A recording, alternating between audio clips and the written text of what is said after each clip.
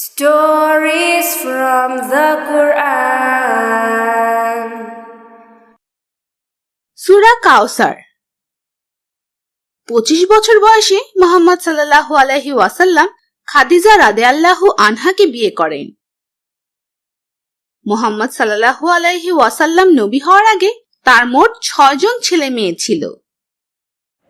তার প্রথম বড় ছেলে কাসিম, তারপর মেয়ে জয়নাব, ছেলে আব্দুল্লাহ, মেয়ে কুলসুম, ফাতিমা ও রুকাইয়া রাদিয়াল্লাহু আনহা ছিলেন।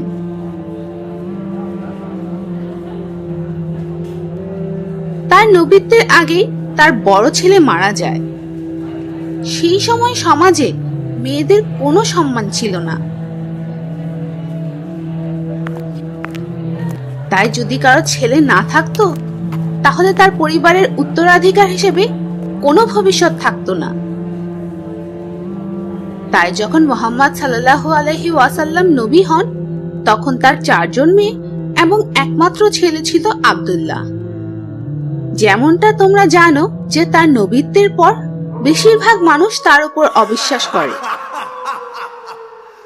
এমনকি তারা আল্লাহ তাআলাকে তাদের একমাত্র প্রভু হিসেবে মেনে নিতে অস্বীকার করে। তাই তারা নবীকে শারীরিক ও মানসিকভাবে খুব কষ্ট দিতে শুরু করে। যেহেতু তিনি তার পরিবারের লোকদের ধর্ম মেনে চলতেন না, তাই সবাই ভেবেছিল তার ভবিষ্যৎ ভালো হবে না। তার পরিবার এবং সমাজের লোকেরা কেউই তাকে পছন্দ করত না। সেই সময় তার একমাত্র ছেলে আব্দুল্লাহ মারা যায়। তখন তার মাত্র 4 জন মেয়ে ছিল। বেশিরভাগ কাফেররা এই খবর শুনে খুব খুশি হয়। সবাই ভাবে যে নবীর পরিবারের ভবিষ্যৎ শেষ হয়ে গেছে। তার পরিবারের নাম এবং উত্তরাধিকার বহন করার জন্য কেউ ছিল না। তাই মুহাম্মদ সাল্লাল্লাহু আলাইহি ওয়াসাল্লাম খুব দুঃখ এবং কষ্ট পান। এই সময় আল্লাহ তাআলা তাকে পরকালের সব থেকে সুন্দর ঝর্ণা ও নদী উপহার দেওয়ার খুশির খবর দিয়ে সূরা কাউসার নাজিল করেন। এছাড়াও এখানে বলা হয়েছে যে তার শত্রুদের ধ্বংস করা হবে। শেষ বিচারের দিন সবাই যখন তৃষ্ণার্ত থাকবে তখন মুহাম্মদ সাল্লাল্লাহু আলাইহি ওয়াসাল্লাম সকল মুসলিমদের কাউসার নদীর কাছে নিয়ে যাবেন।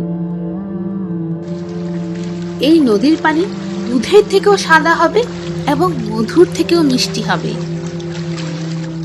মিরাজে যখন জিবরাইল আলাইহি ওয়াসাল্লাম মুহাম্মদ সাল্লাল্লাহু আলাইহি ওয়াসাল্লামকে জান্নাতে নিয়ে গিয়েছিলেন তখন নবী কাউসার নামের সবচেয়ে সুন্দর এই ঝর্ণা দেখতে পেয়েছিলেন। Stories from the Quran. এই সূরার ব্যাপারে কিছু মজার তথ্য।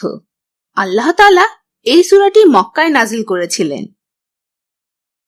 কাউসার হলো একটি সুন্দর ঝর্ণা এবং একটি সুন্দর নদীর নাম। কাউসার ঝর্ণাটি জান্নাতে আছে। কাউসার নদীটি কোথায় আছে তা শেষ বিচারের দিন দেখানো হবে। কাউসারের পানি দুধের থেকেও সাদা, মধুর থেকেও মিষ্টি এবং বরফের থেকেও শীতল। শেষ বিচারের দিন কেবলমাত্র সত্যিকারের মুসলিমরা কাউসার নদীর পানি পান করতে পারবেন। মিরাজের সময় ফেরেশতা জিবরাইল আলাইহি ওয়াসাল্লাম জান্নাতের সুন্দর কাউসার ঝর্ণাটি মুহাম্মদ সাল্লাল্লাহু আলাইহি ওয়াসাল্লামকে দেখিয়েছিলেন। শেষ বিচারের দিনে মুমিনগণ মুহাম্মদ সাল্লাল্লাহু আলাইহি ওয়াসাল্লামকে সর্বপ্রথম কাউসার নদীর পাশে পাবেন।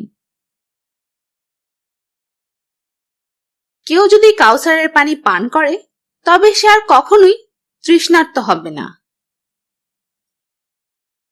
যে সকল লোকেরা মুহাম্মদ সাল্লাল্লাহু আলাইহি ওয়াসাল্লামের সুন্নত মেনে চলবে না তারা কাউসার নদী থেকে পানি পান করতে পারবে না। এই নদীর নিচের মাটিতে সবচেয়ে সুন্দর গ্রাম এবং অনেক অনেক হীরা এবং সুন্দর পাথর থাকবে।